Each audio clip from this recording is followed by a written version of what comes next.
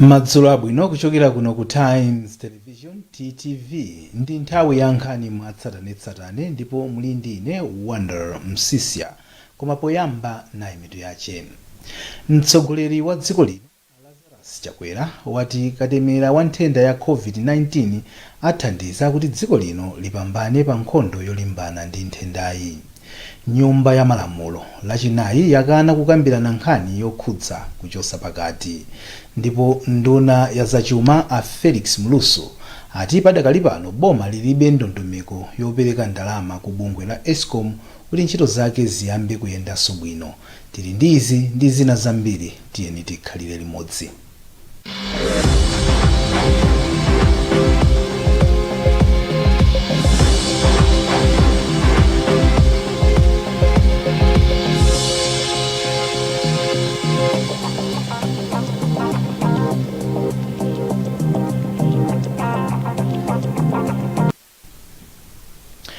Mtsogoleri wa dziko lino Lazarus Chakwera wati katemera wa nthenda ya COVID-19 athandiza kuti dziko lino lipambane pa nkhondo yolimbana ndi nthendayi. Chakwera amayankhula izi pamene amakhazikitsa ntchito yopereka katemerayi pamwambo umene udachitikira mu mzinda wa Zomba. Jameson Chauluka ali ndi ripoti lonse. Chakwera ati kuchepetsa chiwerengero cha anthu otenga matendawa atsopano nkofunikira kwambiri pa nkhondo yolimbana ndi matendawa. Iwo ati katemerayo athandiza kuti dziko lino liteteze nzika zake ogwira ntchito zachipatala komanso aphunzitsi kuti asatenge matendawa. Pamenepa Chakwera ayamika mabungwe ndi mayiko amene athandiza dziko lino pa ntchito yopereka katemera wa matenda COVID-19. Pali chiopsezo chakuti nthendayi ikhoza kukwera mwa msangaso ngati musiya kutsatira malamulo aja mopanda dongosolo. Chifukwa chake katemerayo tsopano uyikhazikitsa lero ngofunikira. Tikuyenera kubayitsa katemera ameneyu ndi cholinga chakuti mtsogolo muno tisadzatengenso nthenda imeneyi ya COVID-19.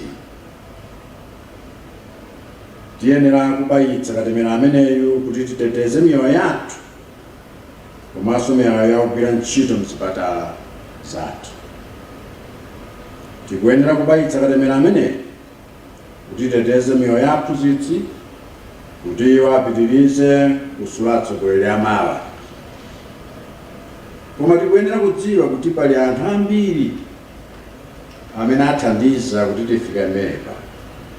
Poyankhula mtsogoleriyo asanayankhule, nduna za umoyo akhumbize kantolo chiponda adachenjeza ogwira ntchito zachipatala kuti asapezeke akugulitsa katemerayu ponena kuti ndi waulere. Achiponda anafunsanso anthu ogwira ntchito zachipatalawa kuti asatire ndondomeko zake ponena kuti pasapezeke uyo ozembetsa katemerayu ndi kukapereka kwa achibale ake amene sakuyenera kuti alandire pa nthawiyo. Kuonjezera pa mtsogoleri wa dziko lino Chakwera komanso mayi ku nyumba kwawo Monica Chakwera, mtsogoleri wakale wa dziko lino Mayi Joyce Banda komanso Richard Banda nawo alandiranso katemerayo. Mkulu wa asilikali ankhondo General Vincent Nundwe, mkulu wa polisi mdziko muno George Kainja, mkulu wa diocese ya Blantyre ya mpingo wa Katolika Archbishop Thomas Luku Msusa komanso mkulu wa bungwe la United Nations mdziko muno Maria Jose Torres nawo alandiranso katemerayo. Ndipo wachiwiri kwa mtsogoleri wa dziko lino Saulos Chilima walimbikitsa magulu onse amene ayambe kulandira katemera wa COVID-19 kuti achitenge chamwayi kulandira katemerayu.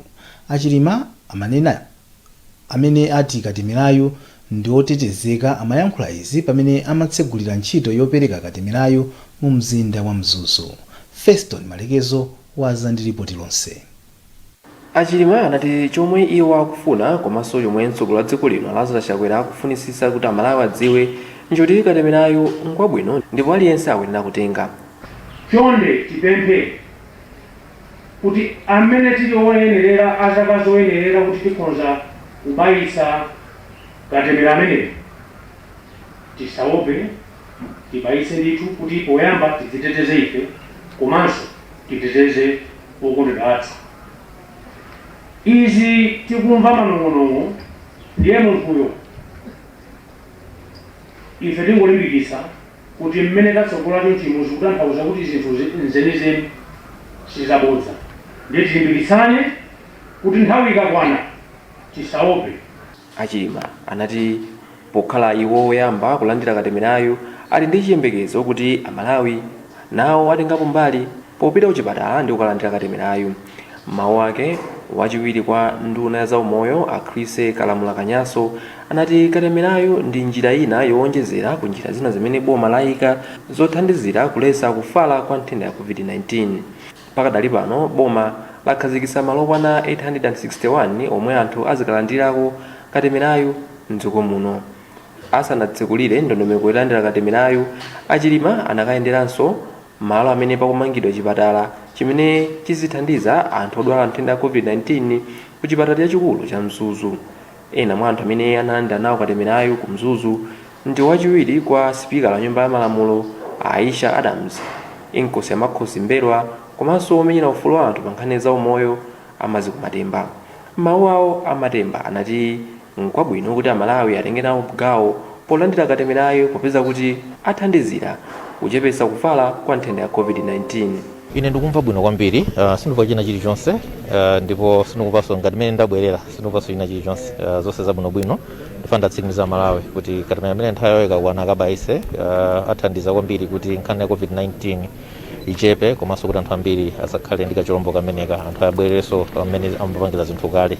Koma ndikukhulupirira kuti monga fotokozera sikuti ndikuma kutha kwa zinthu anthu ambiri sanabayise, ofunika abereze mamask, kukhala panga social distancing, komanso kusamba m'manja ndi sopo kuti anthu amene sanabayisewo komanso ifenso tizipange protect mpaka napokapoka atatiuza kuti zonse zili bwino. Dziko la Malawi linalandira katemera wa AstraZeneca okwana 360,000 pa 5 March chaka chino pansi pa ndondomeko ya COVAX imene ikufikira mayiko amene ndochepekedwa pachuma. Mu ndondomekoyi dziko la Malawi likuyenera kutemera anthu okwana 20% amene ndi pafupifupi 3.8 million. Nyumba ya Malamulo lachinayi yakana kukambirana nkhani yokhuza kuchosa pakati. Izi zikusonyeza kuti tsogolo ya nkhani sikudziwika. Phungu wa dera lakumwera kwa boma la Chitipa Awerani Chilenga ndi wadapempha nyumbayi kuti ilole phungu wa dera la Kuzambwe kwa boma la Lazarus Matthews Ngwale kuti abwerese biluyi nyumbayi. Taonga Sabola afotokoza zambiri. Malamulo a dziko lino amalola nzimayi kuchotsa pathupi pokhapokha ngati pathupipo pakupereka chiopsezo ku moyo wa nzimayiyo. Koma lamulo latsopanoli limafuna kuonjezera zifukwa zochotsera pakati kuti ziphatikizepo mimba yobwera chifukwa chogwiriridwa komanso mimba yopatsana pachibale. Ndipo pamene biluyi imafuna kubwera nyumba ya malamulo, aphungu a nyumba ya malamulo anakana kwa mtuwa galu kuti biluyi isawerengedwe. Mtsogoleri wa zokambirana mu nyumba ya malamulo a Richard Chimwendo Banda ati aphungu a nyumba ya malamulo aonetseratu kusagwirizana kwawo ndi biluyi. Bilu imene yakhayi kubwera m'nyumbamo kuti itikambirane ndiye imamba ndi motion kapena amamba nkupempha kodika kuti ndi chinthu ichi timati tikambirane ndiye anthu akana nkukambirana ndi kukambirana komwe moti bilu isidabwere m'nyumbamo. Mwina anthu mukamalemba mudzilemba famu mwati anthu akana bilu kubwera ndi kubwera komwe sidabwera, kulola ndi kulola komwe kuti tikambirane sadalole anthu. Naye phungu wapakati mboma la Mwanza Nicholas Dausi ayamikira aphungu a nyumba ya malamulo chifukwa chosavomereza kukambirana biluyi. Onga mukunena kuti muphe mwana zimayi agakha kuti ndo wa mimba anthu adzitaya mkulakwa kuti akuli konse mimba ndikulakwa fe munthu amambira nthawi imene zimayi waima. Kodi ife tonse azimayi athu akadati apange zimene bwezo tili moyo. Chaka chatha atsogoleri a mipingo pasi pa Episcopal Conference of Malawi, Muslim Association of Malawi, Kadria Association of Malawi, Malawi Council of Churches kuzaso Evangelical Association of Malawi adaonetsa kusakondwa kwawo ndi ganizo lakuti nyumba ya malamulo ikambirane bilu yochotsa pakati. Ndipo padakali pano nyumba ya malamulo yavomereza boma kuti ligwiritse ntchito ndalama zokwana 2.3 trillion kwacha mu ndondomeko ya ndalama zoyendetsera dziko lino mu chaka cha 2020 mpaka 2021.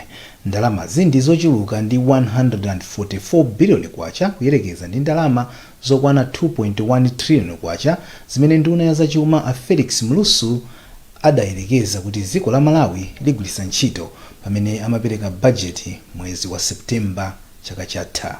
Zambiri mlipotiri. Those the government say no.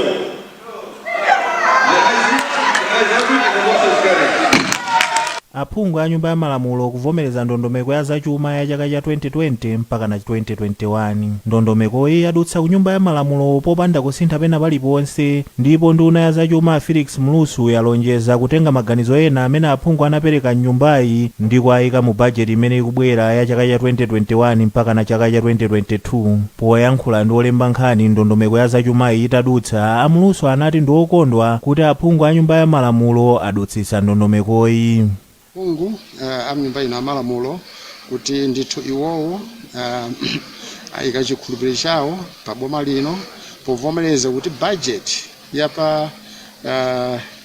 ya nthawi inoyi imene tabweretsa kuti iwowo ayivomereze. Ndasangalala ndithu kuti iwowo avomereza kuti budget tisinthe mmene tayisinthira. Koma ndondomekoyi isanadutse panali kachipwirikiti mnyumba ya malamulo pamene aphungu ambali yotsutsa anakana kuvomereza ndalama zopita ku nduna wa maboma ang'ono. Izi zinachititsa kuti wachiwiri kwa spika la nyumba ya malamulo Madalitso Kazombo ayitanitse voti pofuna kuthetsa mkanganowu. Koma voti isanachitike, akuluakulu akumbali yotsutsa boma anawuzanso nyumbayi kuti voti isachitike ndi kuti ndalama zopita ku ndunazi zidutse.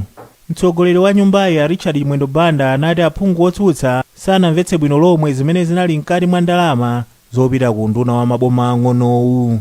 ya ndalama za maboma ang'ono zotukula dziko inadutsa bwinobwino, koma kana iwala kana tani lero pamene mabwera kumadzakamba Nkhani zachitukuko mu voti imene ndalama imene sizikhalamo ndi kusamvetsa kwawo kunapangitsa kuti mpanda nyumba ime. Kumbali yake wapampando wa komiti ya budget ku nyumba ya malamulo a Gladys Ganda anati ndi okondwa ndi imene aphungu anaunguzira budget. Chimene ndinganene pano pano chakuti ayendako bwino zokambirana za nyumbazi kupana mavuta na ndiyena chifukwa timaona anthu akuboma amayankhula bwino amene MP akuboma amene sokutsutsaku anayankhula bwino peka nkhawa zawo ndi manga zawo kwa nduna kuti azione bwino. Sanduna sana zingeko zambiri ndikhupa kuti mina bachite kubwera zimene mamemba adandaula zija anduna zibweretsa poyera kuti azikonze. Ndondomeko ya zachuma imene yadutsa nyumba ya malamulo lachinayi ndi yochulukirapo ndi 144 billion kwacha kuyesezera ndi budget imene adapereka Mlusu mwezi wa Septemba la chaka chatha. mukuonera nkhani mwatsatanetsatane madzulo ano pano pa Times Television TTV komanso pa Times 360 Malawi Facebook page. Zambiri zikatha izi.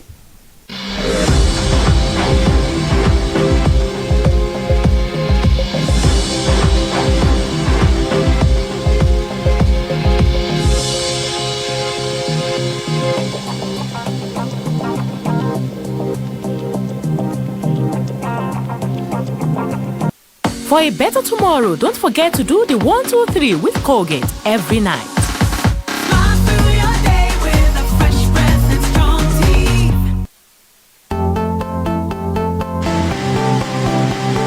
Bliss Body Lotion is well refined to give your skin full hydration, leaving you feeling fresh throughout the day.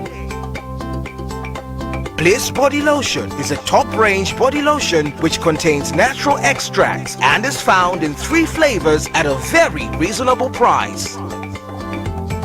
Bliss Lotion Aloe Vera,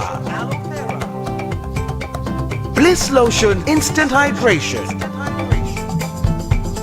Bliss Lotion for Men. Get yourself Bliss Body Lotion today in all leading stores across the country.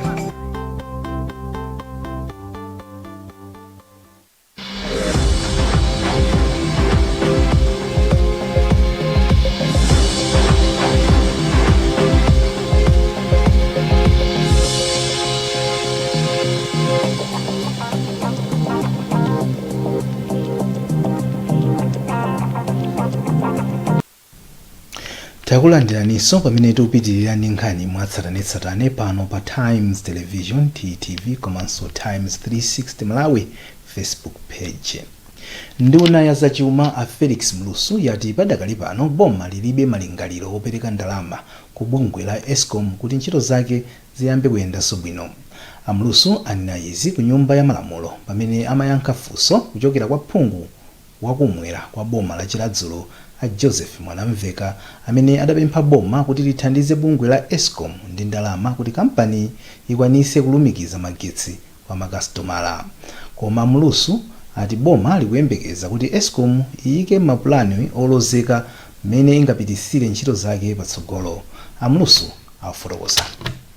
Panali nkhani imene ione kuti Eskom afunika kuti apatsidwe ndalama zina zone kuti iwowo ayambe kugwira ntchito yawo bwino.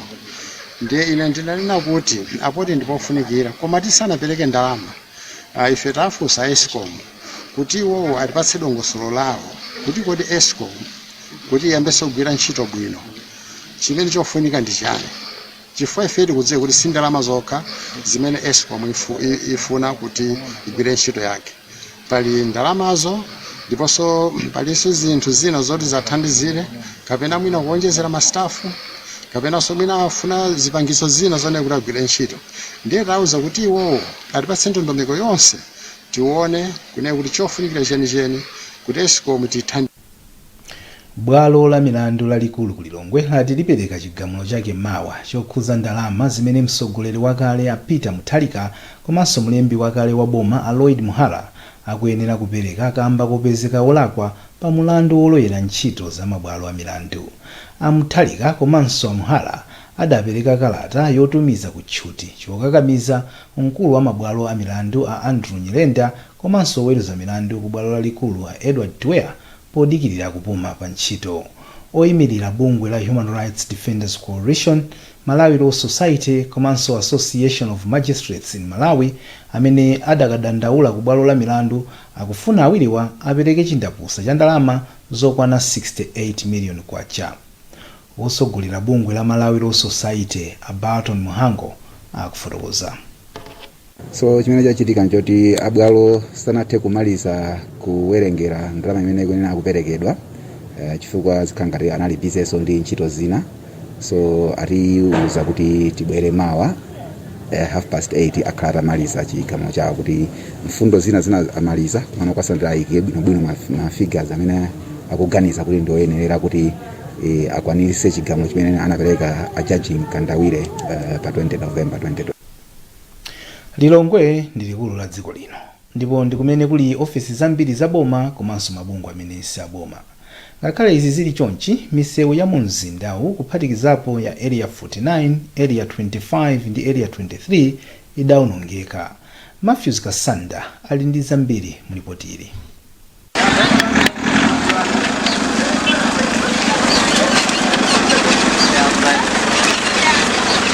Mzinda wa Lilongwe umapezeka pakatikati pa dziko lino la Malawi. Nyumba ya malamulo ili mu mzindawu komwe aphungu amakumana kukambirana ntchito za chitukuko zosiyanasiyana zokhudza Malawi. Ngakhale ubwino otere uli mu mzinda wa Lilongwe, pakadali pano misewu ina yomwe anthu amagwiritsa ntchito tsiku ndi tsiku yolumikiza madera osiyanasiyana mu mzindawu idawonongekiratu.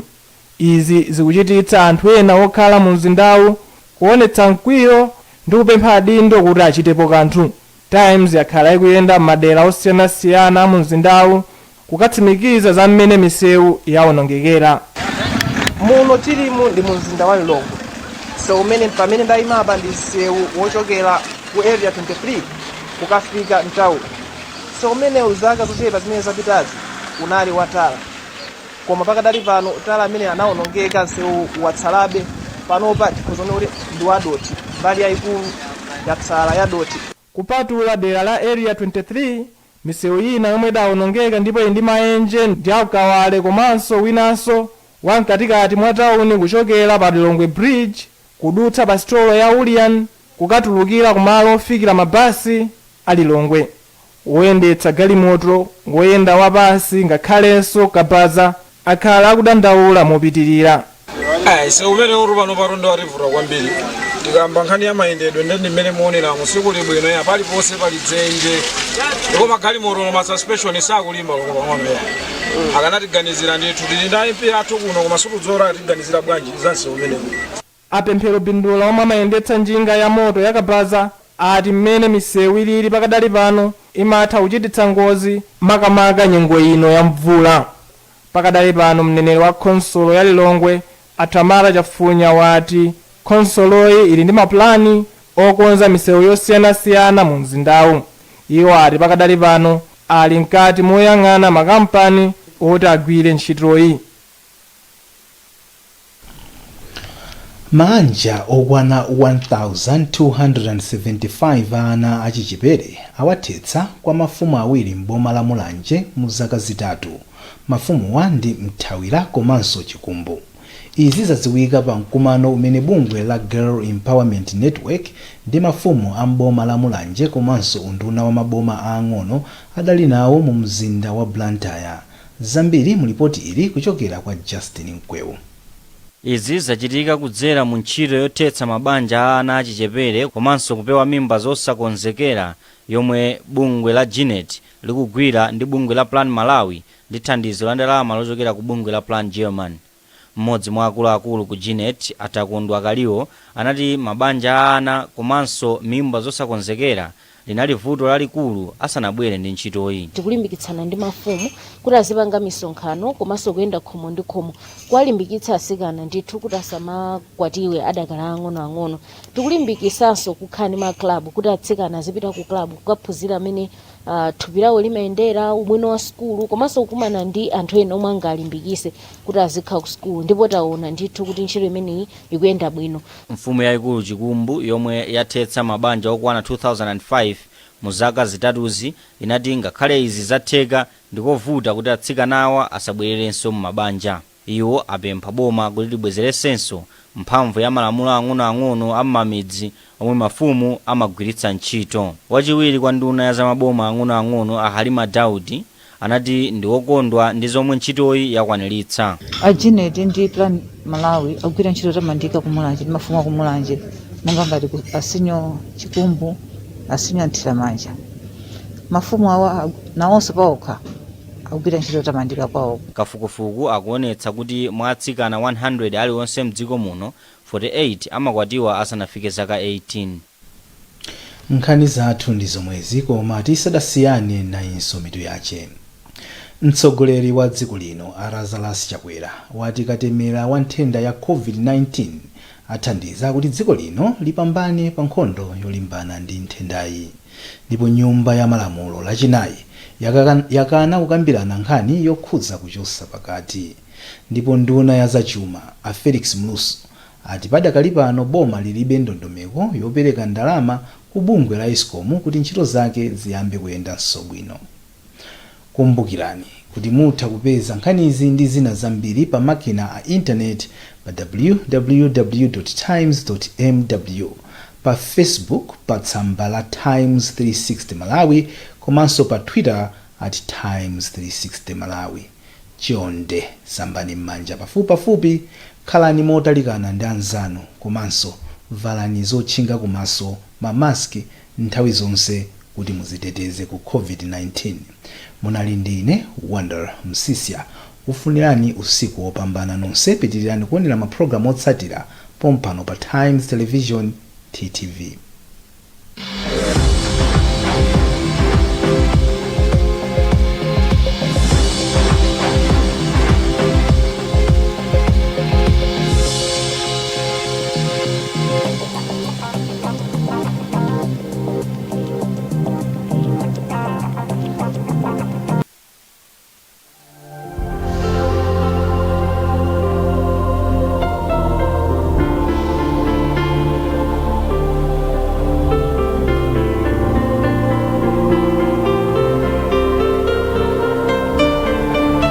Madzulo abwino ndine Elita Soko kupatsirani mmene nyengo ikhalire usiku uno komanso mmawa.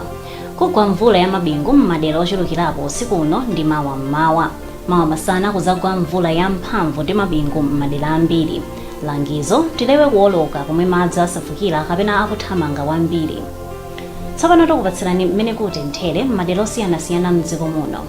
Kwa Ngabu kuzatentha ndi madigiri pakati pa 25 ndi 36, ku Blantyre madigiri pakati pa 18 ndi 25, ku Lilongwe madigiri pakati pa 18 ndi 24, ku Mangochi kuzatentha ndi madigiri pakati pa 23 ndi 29, ndipo ku Mzuzu kuzatentha ndi madigiri pakati pa 16 ndi 25. Mphepo ikuwomba kuchokera kumpoto cha Kuzambwe, kenako iziwomba kuchokera mbali zosiyanasiyana, koma iziwomba mwamphamvu m'madera omwe mugwe mvula ya mabingu. Mkuja kuzagwa mvula m'madera ochulukirapo. Tsopano tikupatsirani nthawi imene dzuwa likuyembekezereka kutuluka ndi kulowa. Ku Mzuzu dzuwa likuyembekezereka kuzatuluka 13 minutes to 6 ndi kulowa 6 koloko. Ku Lilongwe dzuwa lizatuluka 12 minutes to 6 ndi kulowa 2 minutes past 6. Ndipo ku Blantyre dzuwa likuyembekezereka kuzatuluka 18 minutes to 6 ndi kuzalowa 2 minutes to 6. Zimenezi ndizo za nyengo. Mnali ndi ine Elita Soko. Usiku wopambana.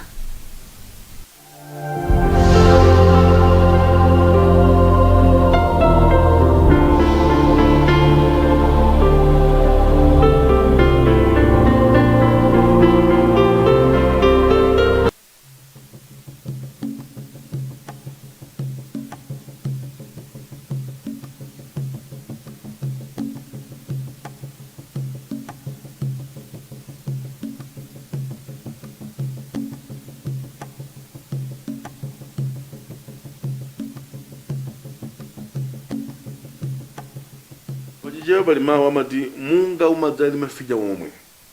Zinthu zina zimabwera mwachisanzo amati khoso wapatsindu yanongo wapadzala. Kuti zinthu zikavumbuluke pamfunjira china chichitike. COVID yabwera ndi muliri, anthu amwalira, anthu tavutika, koma yationetseranso kufoka kwa kapena kupeweredwa kumene tinako pa nkhani ya za ukhondo komanso madzi. Tili masukulu ambiri ngati ine kuchesa kwanga masukulu ambiri kumene kulibe madzi. For example, Sumba School kwa Hanyezi ulibe madzi, pali masukulu ena njiko makhala umodzi, ndeti njiko mwewo amidzi, njiko mwewo maphunzitsi, njiko mwewo ana skulu, njiko mwewo udusira mjira madzi omwewo. So